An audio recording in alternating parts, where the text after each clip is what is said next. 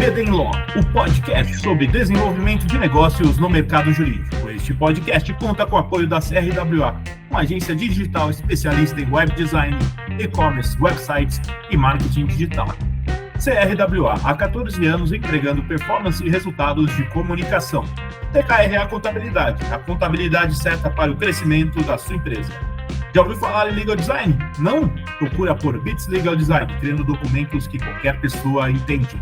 Sejam muito bem-vindas e bem-vindos. Eu sou o seu host, Gabriel Bidini, especialista em desenvolvimento de negócios no mercado jurídico. Este é o episódio do BD Law e Inovação. Aqui você vai acompanhar conversas com profissionais que estão liderando a transformação em suas áreas do universo jurídico ao ecossistema de inovação, passando por startups, legal techs, empresas e muito mais. E para falar do tema, convidamos Renata Ramos, Head of Marketing and Growth na Selva Ingredients. Ela possui experiência nas áreas de projetos corporativos, comercial, marketing e de inovação. Liderança de diferentes grupos de trabalhos, planejamento e orçamento financeiro, estruturação de business. Renata, seja muito bem-vinda e muito obrigado por aceitar o nosso convite.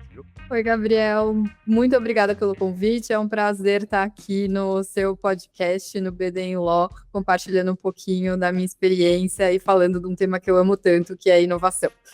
Muito bom receber você aqui, Renata. E, Renata, eu queria que você contasse um pouquinho da sua trajetória e como que você foi parar nessa área. Bom, eu construí minha trajetória sempre muito ligada no negócio e conectada ao setor de alimentos. É uma paixão minha e eu decidi desde o começo da minha carreira que era nesse segmento que eu queria atuar. Eu passei por empresas como Kraft Heinz, Grupo Habib's, BRF das icônicas Sadia, Perdigão e Qualy, atuando sempre, nas áreas de marketing, inovação, negociações comerciais e projetos.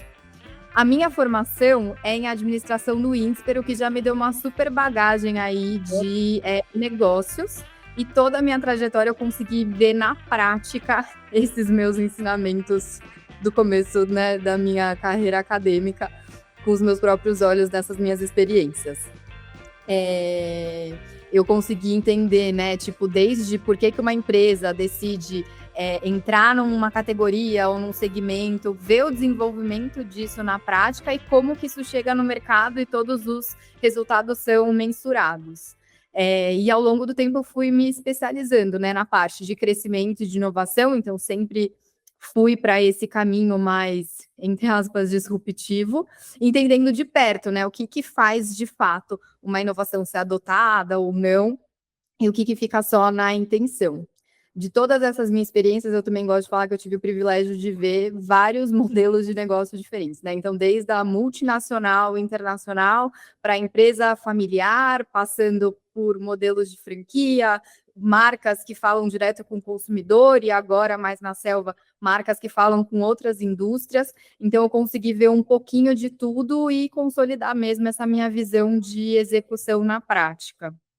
Hoje, como Head de Marketing Growth na Selva, eu consigo conectar a estratégia, o posicionamento de produto e a geração de receita para uma empresa jovem, Então, até para quem não conhece ainda, a Selva é uma empresa jovem que atua no segmento de alimentos e a gente vai trabalhar com ingredientes naturais que são desenvolvidos a partir de cadeias icônicas do Brasil, como, por exemplo, o café, açaí e o cacau.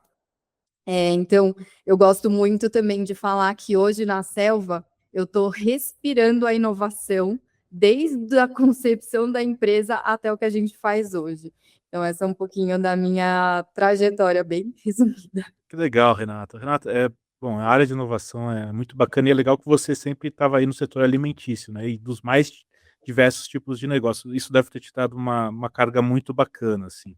E é legal também que você fez a ADM no INSPER, lá, uma grande faculdade.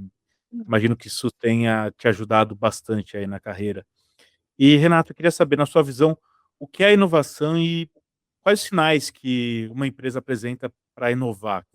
Para mim, inovação é transformar uma necessidade real em uma solução relevante. Ela precisa realmente fazer sentido para a pessoa conseguir adotar no dia a dia.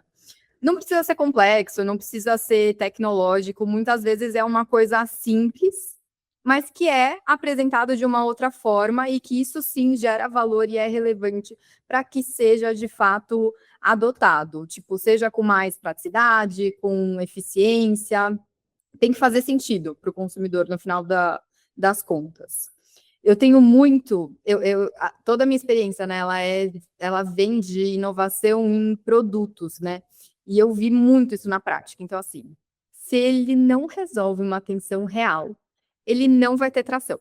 Isso é claro. Isso vale para produtos alimentícios, isso vale para qualquer outro âmbito aí da inovação. No fim, a inovação não é sobre ser novo, ele tem que ser relevante, tá? E quais que são alguns sinais, né, que eu já vi que mostram, né, essa empresa precisando ser oxigenada, precisando fazer algo diferente e novo? É quando ela começa a perder relevância no mercado, é quando o comercial ele começa a gastar cada vez mais esforços para fazer aquela venda acontecer, ou é quando a venda fica muito dependente de preço. Isso são alguns dos sinais, né, que já mostram sintomas de que alguma coisa não está indo bem.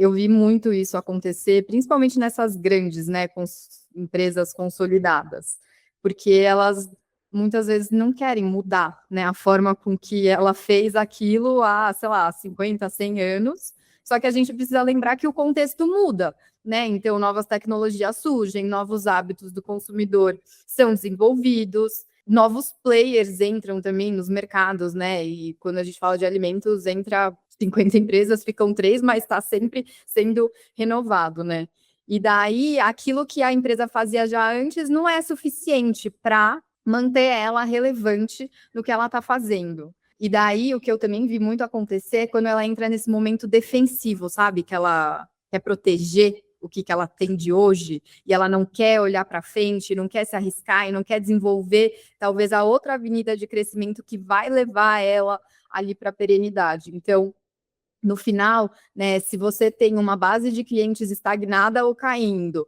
margens que estão cada vez mais apertadas e que as suas iniciativas não estão, né, trazendo ali o resultado que você precisa, isso já está praticamente dado que você vai ser engolido pelo mercado.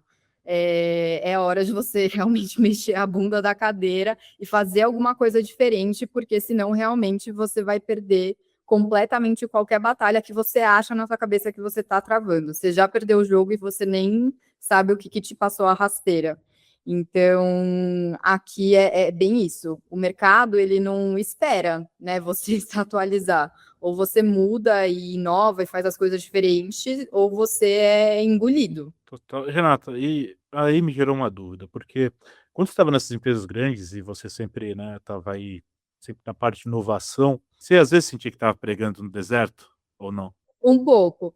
Que também essas grandes empresas consolidadas, elas têm, né, um ecossistema mais robusto que ajudam elas a se sustentarem, a manter ali o alicerce delas por mais um tempo. Mas é o que geralmente acontece, tá, Gabriel?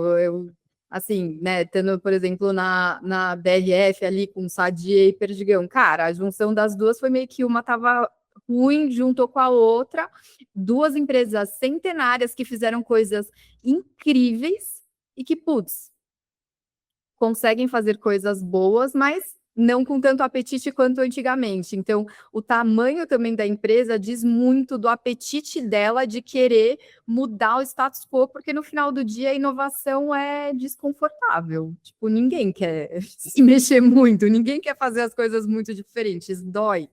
Então, eu já vi bastante acontecer. E o curioso, né, que muitas vezes você pode ver os sinais aparecendo, mas o resultado disso você só vai ver, cara, talvez muito tempo depois. É esse o pulo do gato também.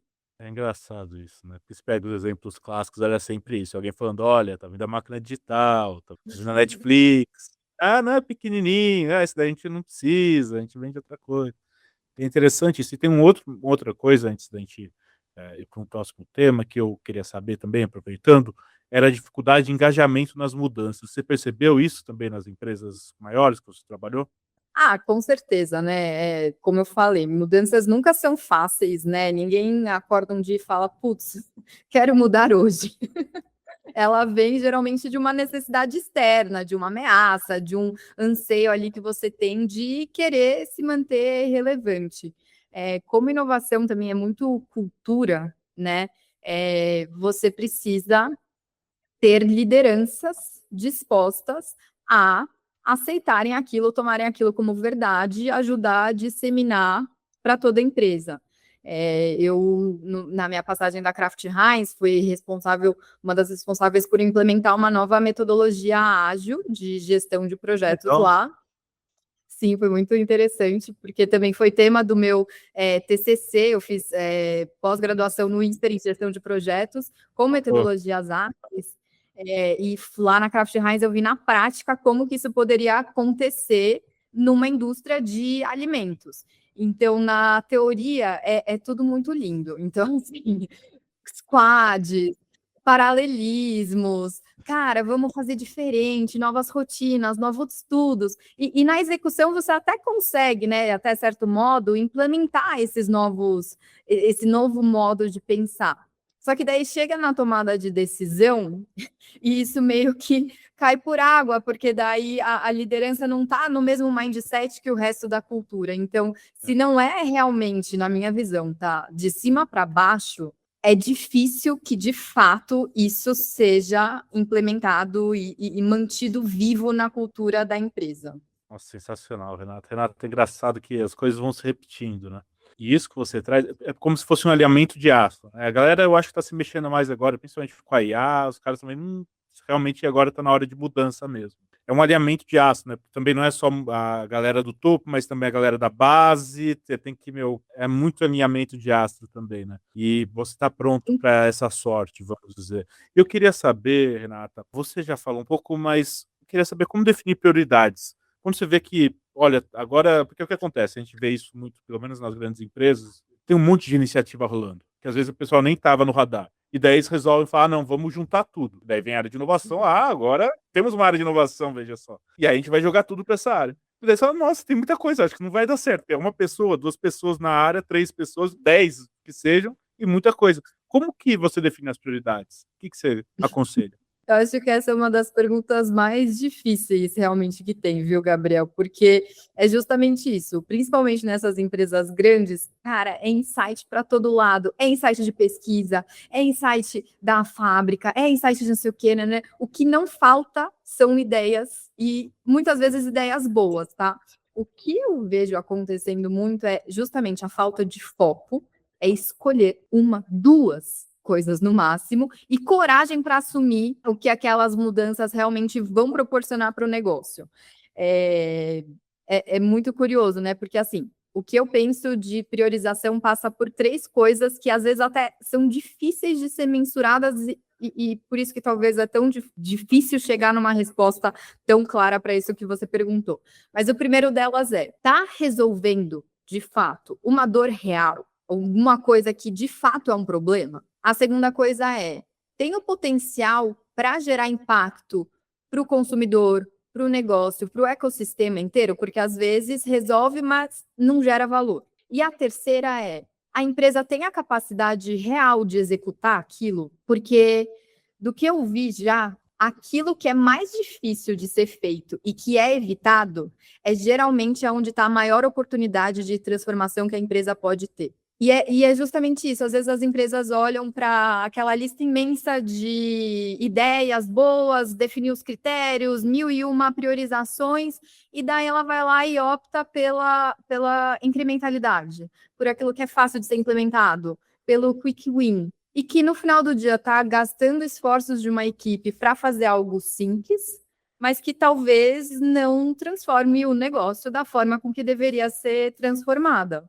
Então, aqui a priorização é bem escolher as boas ideias, ter a coragem de assumir a necessidade de mudança que aquilo vai te demandar e a capacidade de executar aquela boa ideia.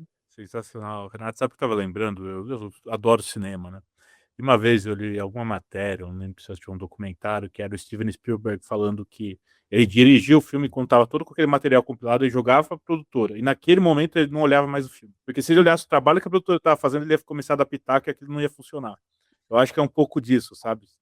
Beleza, vocês querem mudar? Queremos. Então, deixa na galera que tá olhando um pouco todo, né? Mas dá medo mesmo, é normal, porque você vai mudar, às vezes tem que mudar o core business e fala, cara, não, isso vem aí querer sentar na janelinha e falar como a gente tem que fazer as coisas, não é bem isso, né? Só olhando o que tá acontecendo. Não, exato. E aquilo que você comentou também, né? Puta, tem uma lista imensa, joga para uma área específica e a área tal de inovação vai sair fazendo aquilo.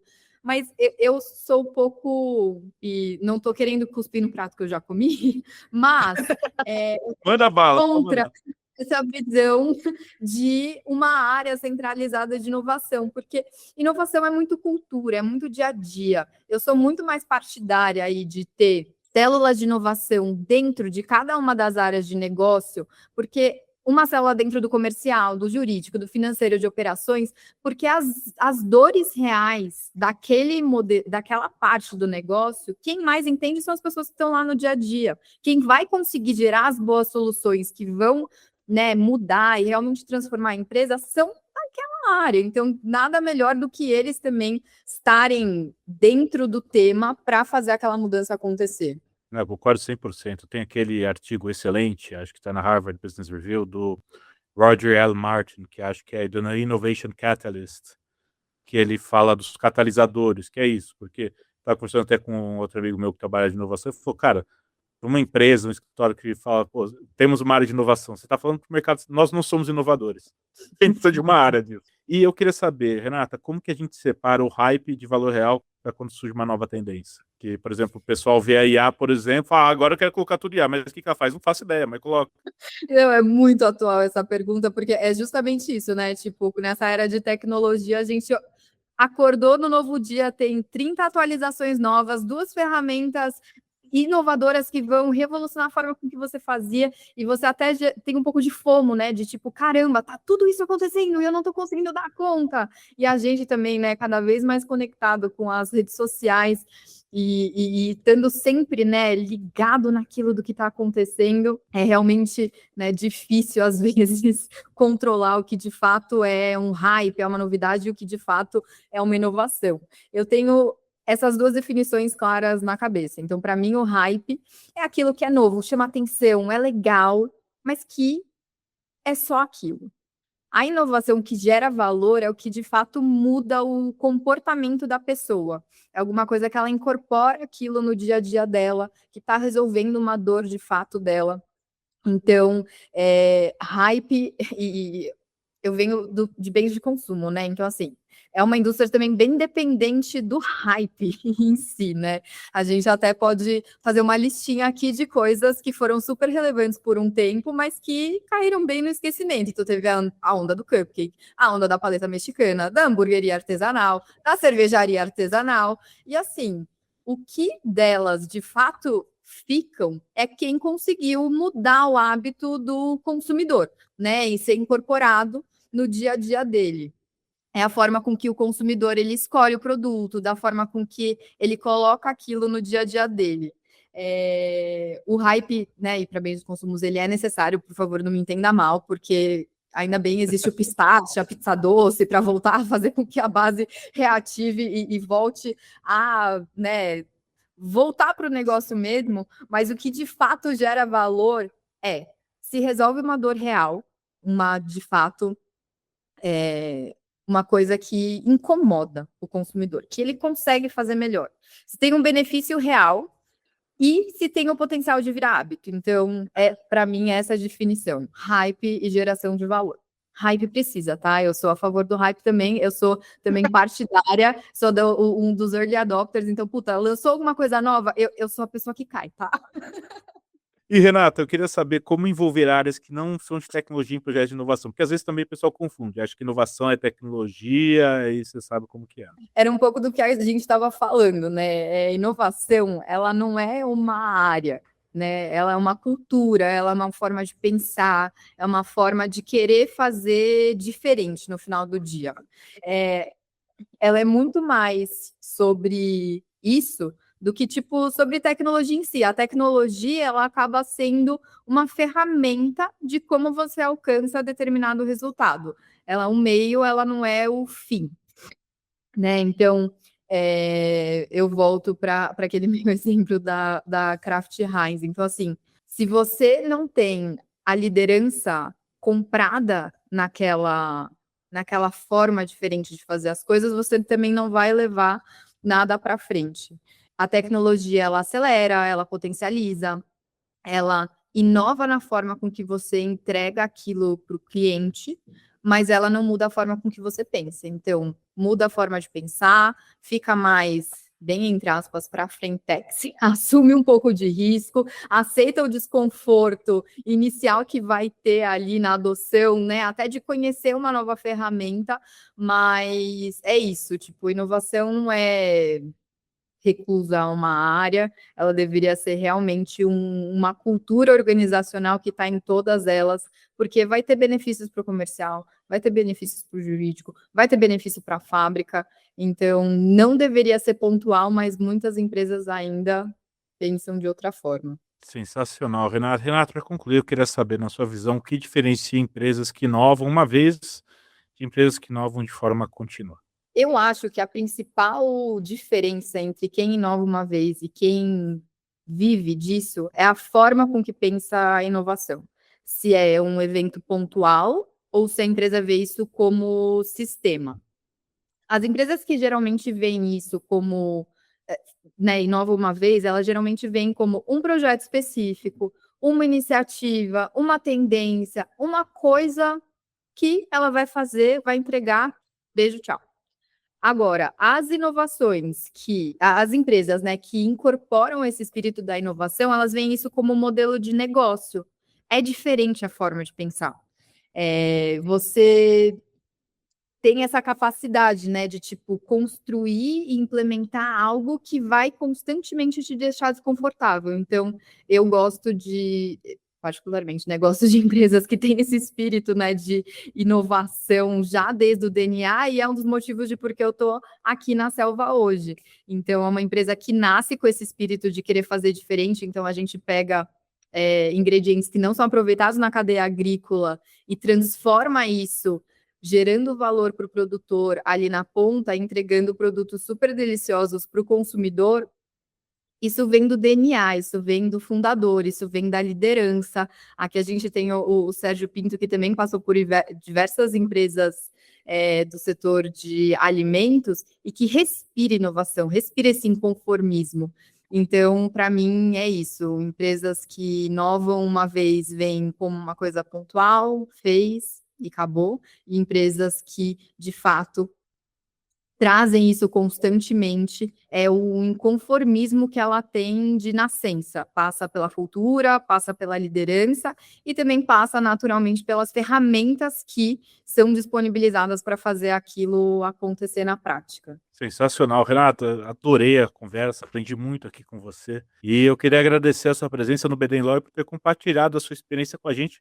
Eu queria saber se você tem algum contato, deixar o pessoal que quiser conversar com você, aprender mais sobre a selva também. O espaço é seu. Obrigada pelo convite, Gabriel. Foi um prazer conversar aqui contigo. Eu estou no LinkedIn, se alguém quiser continuar a conversar, por favor, me procure lá, é Renata Ramos. E também convido a acompanhar a Selva também. A gente está tanto no LinkedIn quanto no Instagram também. Selva é CELLVA Ingredients. Então, por favor, acompanha, que tem muita coisa boa que a gente compartilha por lá. Renata, muito obrigado mesmo. Pessoal, a gente vai ficando por aqui. Não deixe de nos seguir nas redes sociais. Estamos lá no Instagram, no @BDenLawyer, no meu LinkedIn, Gabriel Bidini, onde vocês vão encontrar conteúdos sobre desenvolvimento de negócios, inovação e mercado jurídico. Este é o BD Law, podcast sobre desenvolvimento de negócios e inovação no mercado jurídico. Nos vemos no próximo episódio e até lá. BD Law, o podcast sobre desenvolvimento de negócios no mercado jurídico. Este podcast conta com o apoio da CRWA, uma agência digital especialista em web design, e-commerce, websites e marketing digital. CRWA, há 14 anos entregando performance e resultados de comunicação. TKRA Contabilidade, a contabilidade certa para o crescimento da sua empresa. Já ouviu falar em legal design? Não? Procura por Bits Legal Design, criando documentos que qualquer pessoa entende.